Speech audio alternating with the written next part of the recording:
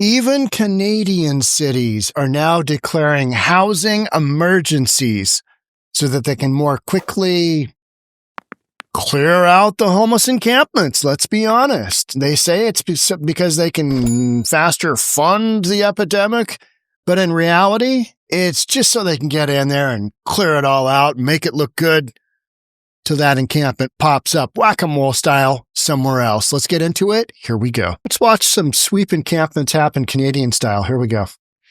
These are what the people here once called their homes. An encampment in Toronto taken apart and torn down Thursday. One that was right outside Reverend Maggie Helwig's church. What do you feel when you look at this fencing, these cinder blocks? Very sad, very angry. Okay, so let's go back there. That is some hostile architecture right there, my friends. So you got a vacant level lot, and they've got fencing up, and so even if you hop that fencing, you can't really put up a tent because those blocks pretty much prevent you from, open up your tent and doing it. The only thing that would probably be worse is if you had just a field of boulders so big that one dude couldn't pick them up and move them, right? So I have not seen that here in the U.S., the concrete blocks. Very angry. About on a private dozen lot. Unhoused people she considered family over the past 4 years, living in tents in the church courtyard, but technically on city property, until Toronto Fire Services deemed it a fire hazard. City staff moved in and they were kicking people's belongings around and tossing stuff, really not respecting the fact that these were homes. Those who live in the area have a different view. My opinion is that it's better that they cleaned it up. Telling us about drug use, thefts, and a fear for their safety. This place was an exacerbating condition that bred a lot of rats. Now, new Nanos polling done for CTV News found the public is divided when it comes to communities declaring states of emergencies to clear homeless encampments from public spaces, with 57% saying they support or somewhat support it, while 37% say they're opposed or somewhat opposed to it. Barrie, Ontario declared a state of emergency just last month, while Edmonton called a homeless emergency last year, removing thousands of encampments. We have 5,000 people every day that are homeless in this city, more people than we had before. So clearly the camps are not the problem. There's something else that's the problem. The problem appears to be a lack of affordable. When that guy goes into, it's not the camps that are the problem. No, the camps have their own problems. But you're talking about the underlying causes. When you let camps proliferate like that, it creates an ecosystem. And that ecosystem is such that build it and they will come. So no matter how much housing you provide for these people who, if they're living in an encampment like that, these are not people that are going to one day wake up and go, you know what? I'm just going to get my career back on track. I'm just going to become a CEO of that big publicly traded company and I can work my way into a house. That's not really how this game is played. These people are lucky to stay alive. So it's not like they're going to be buying a home. So you're going to be obligated with taxpayers' dollars funding this to basically cover them for the rest of their lives. Housing. Ottawa has announced tens of billions of dollars to affordable housing programs over the span of a decade, but homes can't be built fast enough. It's going to take 5 years from the ground up to actually build those. For Reverend Maggie Helwig.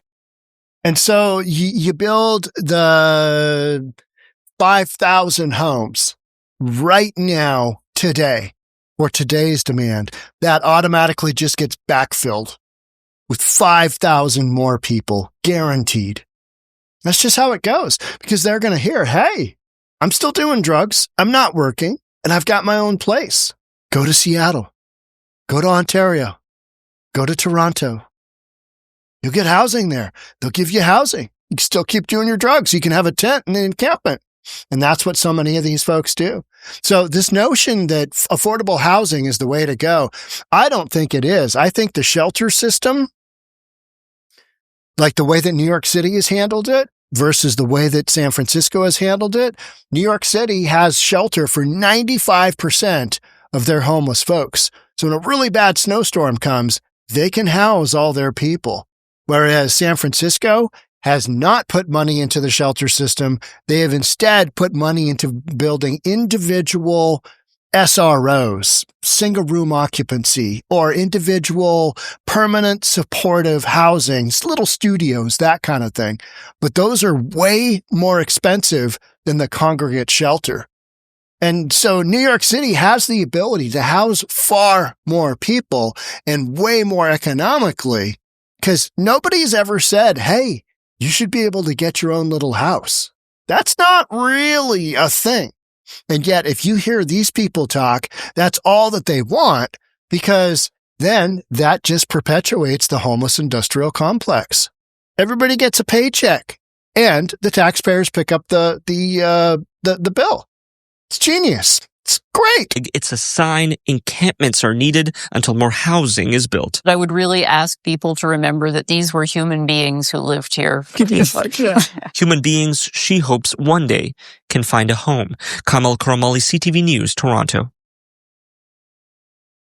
So where a lot of that breaks down is so many of these people need mental health care, and we're just not doing that. We don't have the institutions.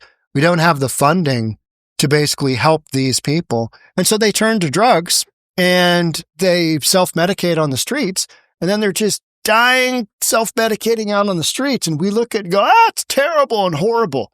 And yet it's kind of this, society-wide systemic thing that we just basically got rid of all of the mental institutions and thought, they're a lot better off out in the wild. Well, we didn't really see these kind of drugs coming that we've got on our hands now. Fentanyl, carfentanil, and meth.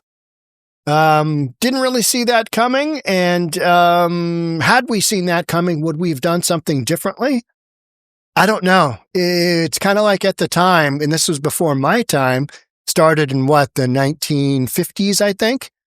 Shutting down the mental institutions because patients got abused. It's terrible. It's terrible. We have so few mental institutions now that handle the folks that really need the help. And instead, we're just building these little tiny homes, these little single room occupancy shelters, and just expecting people to kind of get better on their own without any real pushback if they don't get sober, if they don't try and work on stuff. And I think so many of these people are so far gone that it doesn't matter what kind of housing that they're in. They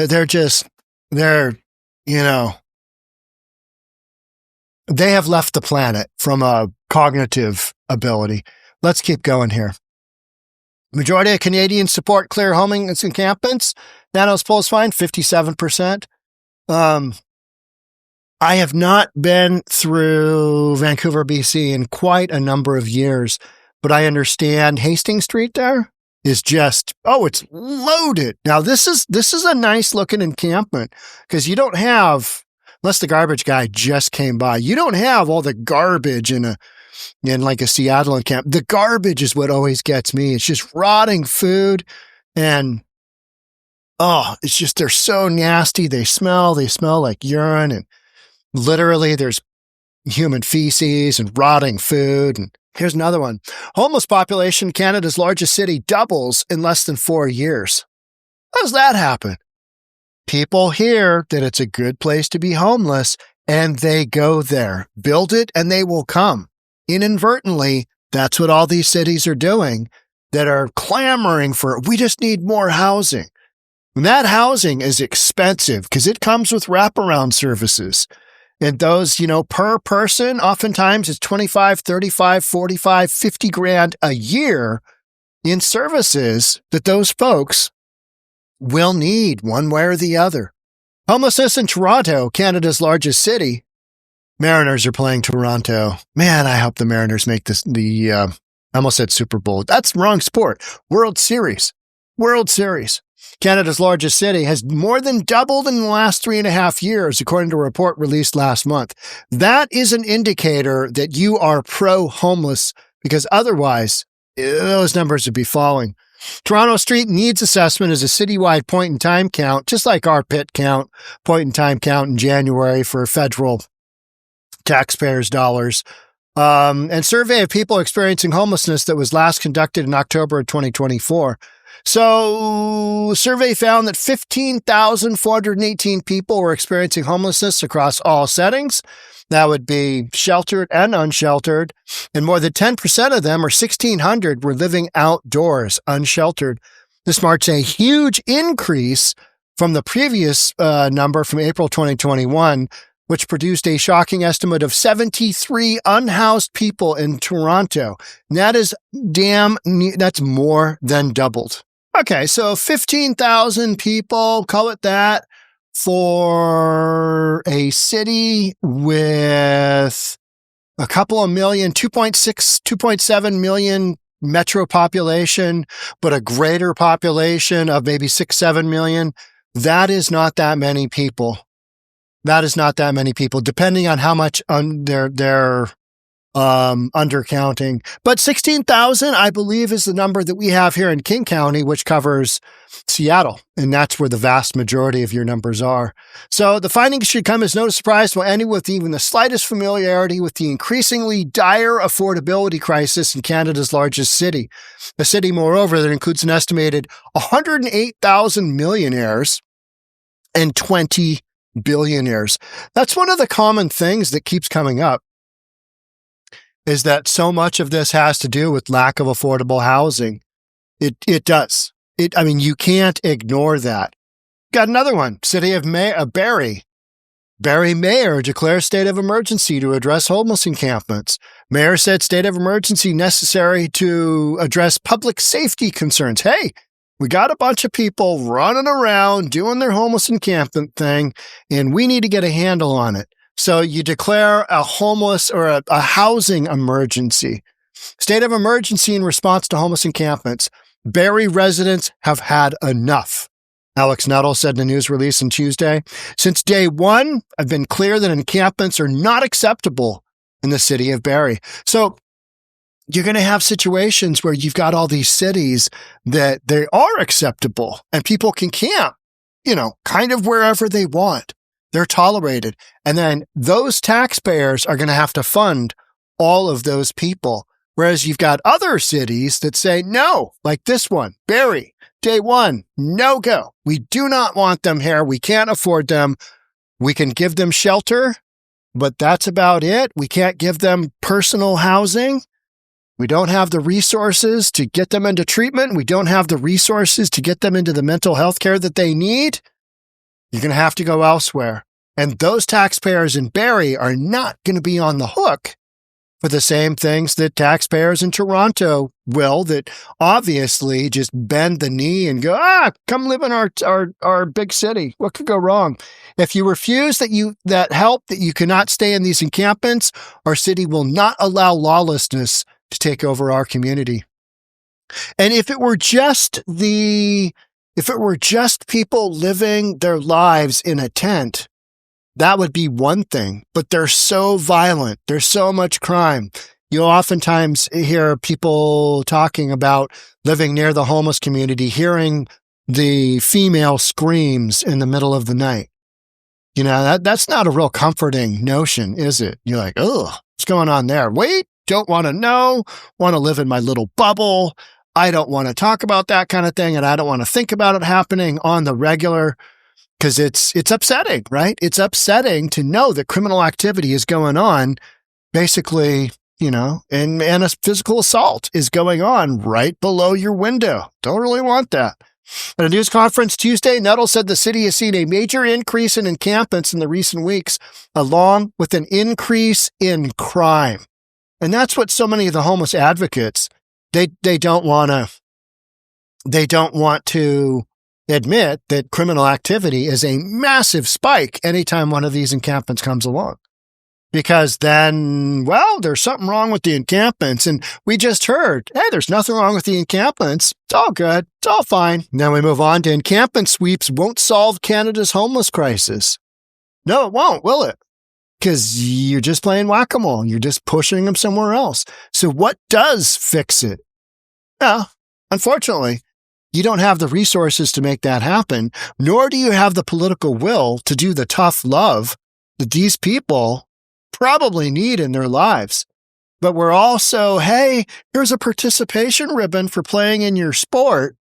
That whole mentality of maybe what these people need is a swift kick in the ass, or they need the ability to get the mental health care that they obviously need, or they need some kind of medication to get them going on the right pathway that's overseen by a doctor, or they need straight up detox and then addiction services. So many of them need that. But what addict on a run getting their own housing is going to say, you know what? I want to give all this up. I just want to go to treatment, become a normal person. The numbers are minute. They're minute of the folks who make the decision, hey, I want to turn my life around and do something here. Just doesn't happen, right? You just don't have that, because the reason they come to cities that are spending all the money on housing is because they know there's a chance that they could just do their drugs, live their life, have their bills paid, what few bills they do have, because everything's comp for them. Because that's what these cities do. They don't see them as a liability. They see them as humanity, but not humanity that is taking advantage of their misguided compassion. This article here is basically saying there's about 35,000 people are unhoused on any given day throughout Canada, with 20 to 25% living in encampments. Now, that 20 to 25%, if that is true, that is a massive number. That's why you're seeing all these cities, like the article goes on to say, Vancouver in November, October, there's one in Toronto, another in Edmonton, Barrie, Halifax, and Calgary.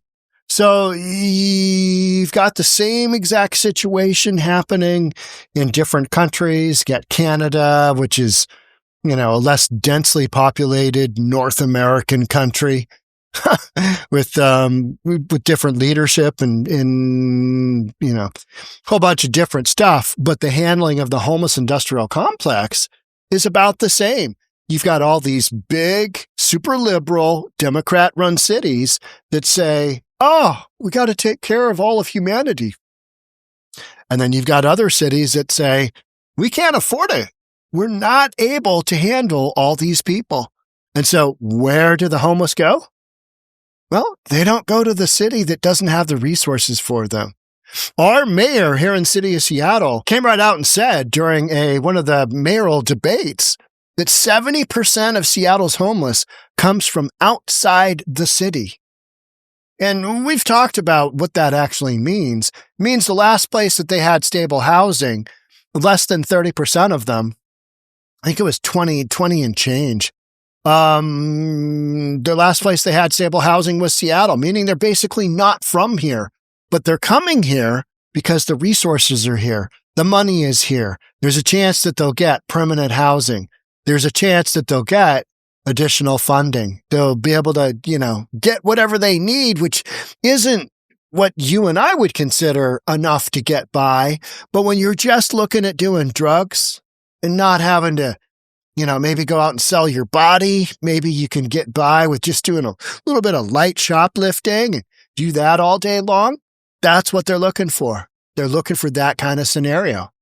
So is it a shocker when the cities that are putting more resources into housing keep having their homeless numbers skyrocket? No, it's not at all. It's a cause and effect.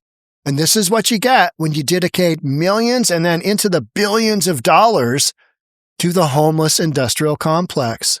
This is what you get. Oh, what do we do with them? Well, I don't really know. It's a whole bunch of just hot potato, isn't it? Hey, let's go and sweep that encampment, hot potato. Now, next city over that they go to, and the next block they go over to, next street, next neighborhood, whatever it is.